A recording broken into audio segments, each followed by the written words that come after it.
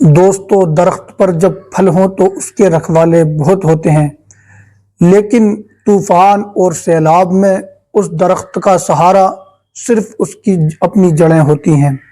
تو اپنے آپ کو مضبوط کرو، اپنا حوصلہ بلند کرو، اپنی برداشت جو ہے نا اس کی طاقت میں اضافہ پیدا کرو۔ کسی سے کوئی امید نہ رکھنا۔ آج آپ کا اچھا وقت ہے تو سب آپ کے ساتھ ہیں، سب آپ کے آگے پیچھے ہیں۔ کل اگر آپ پر برا وقت آیا تو کوئی بھی آپ کے ساتھ نہیں ہوگا، آپ اکیلے ہوں گے۔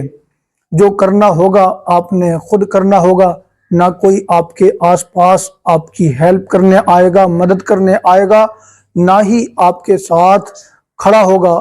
اپنی جڑیں مضبوط کریں، اس وقت کوئی آپ کا فون بھی نہیں اٹھائے گا، آپ کی خیریت بھی نہیں پوچھے گا، آپ کو پہچانے گا بھی نہیں۔ اس لیے اپنی جڑیں مضبوط رکھو، اپنے رب سے تعلق مضبوط رکھو، یہی اصل حقیقت ہے میرے دوست۔